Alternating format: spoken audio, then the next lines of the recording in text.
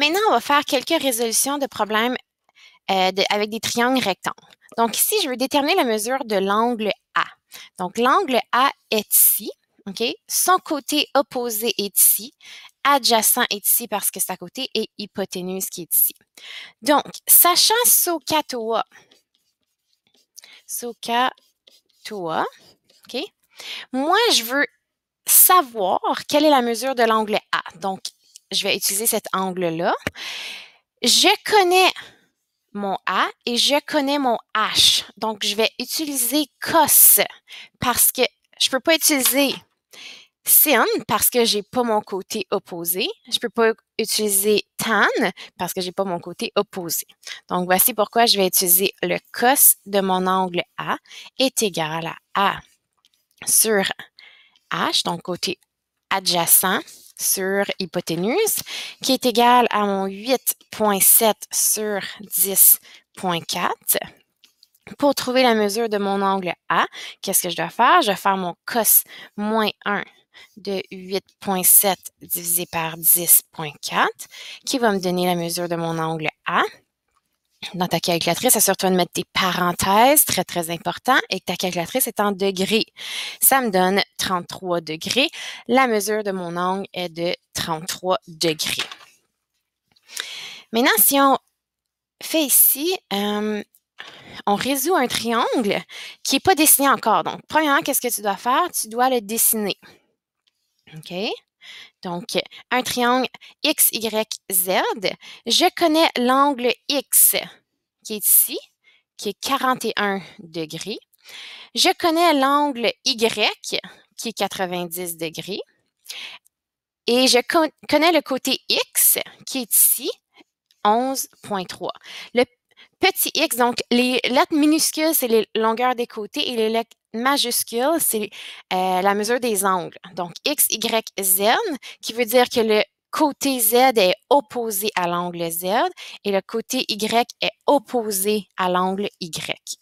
Donc, si je veux résoudre ça, premièrement, je peux trouver la mesure de l'angle z. Pour ce faire, je vais faire 180 degrés moins 41 degrés moins, pas égal, mais moins 90. OK, ça va me donner la mesure de mon angle Z qui est de 49 degrés. Donc, ça, c'est une mesure qu'on a déterminée. Deuxième étape, OK, je vais utiliser le rapport sinus. Donc, tu peux choisir celle que tu veux en autant que tu as deux mesure puis une valeur manquante. Donc, tu n'as pas deux valeurs manquantes et une mesure. Donc, sin, par exemple, on prend 41. Donc, si je décide de prendre l'angle 41, je sais que sin, c'est SO. Donc, opposé sur hypoténuse. Le côté opposé à 41, c'est 11,3.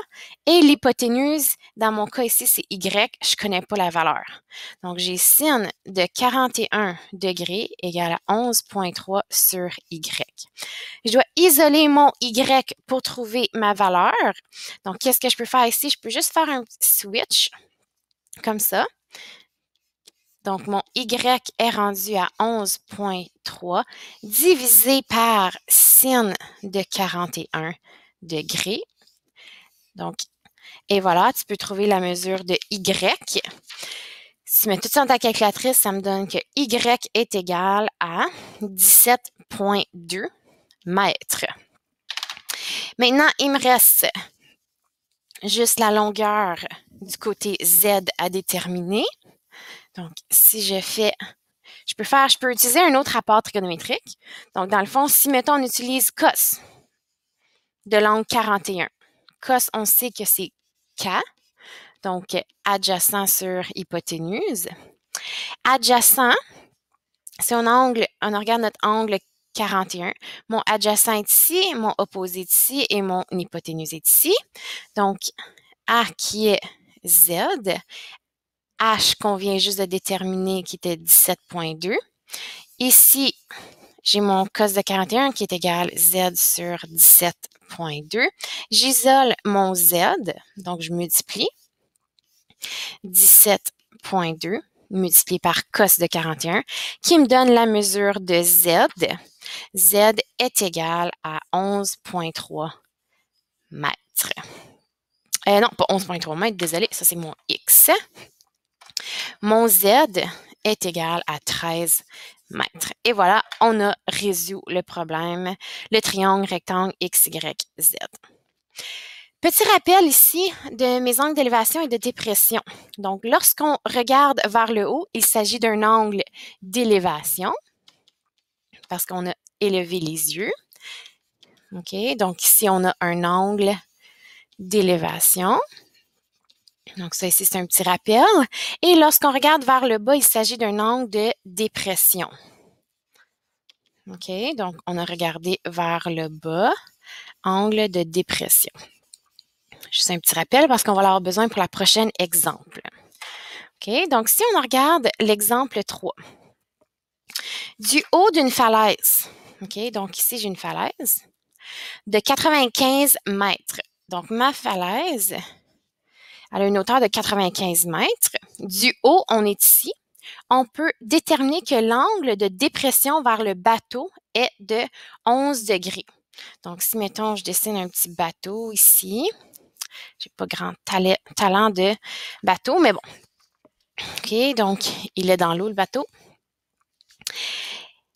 J'ai un angle de dépression. OK, donc, si je regarde, j'ai une ligne pointillée.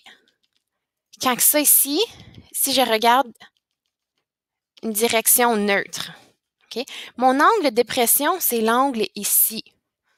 Donc, si je regarde du haut d'une falaise le bateau, l'angle de dépression, c'est ça ici. Cet angle de dépression-là est de 11 degrés. C'est toujours par rapport à mon regard neutre. Donc, par rapport à cette ligne pointillée imaginaire-là. OK? Donc, est 11 degrés. À quelle distance de la falaise se trouve le bateau? Donc, ici, qu'est-ce que je cherche? Ça va être quelle distance la falaise du bateau. C'est la mesure ici qu'on cherche, donc D. On va dire D pour distance. Donc, moi, je connais mon angle de dépression qui est 11. Sauf qu'au total, cet angle ici est de 90 degrés. OK? Parce que ma falaise, elle est droite et j'ai ça ici qui forme un angle de 90 degrés. OK? Donc, 90 degrés moins 11 degrés, ça va me donner la mesure de l'angle qui est ici. Donc, c'est 79. Donc, si je soustrais 90 moins 11, c'est 79. Donc, maintenant, je peux utiliser un rapport trigonométrique. Ici, c'est mon côté opposé de mon triangle, parce que ça ici, encore une fois, c'est un angle de 90 degrés. C'est le sol avec la falaise. Opposé, adjacent, hypoténuse. Donc, moi, j'ai cet angle ici. Je connais son côté adjacent et je cherche son côté opposé. Donc, je vais utiliser TOA, pas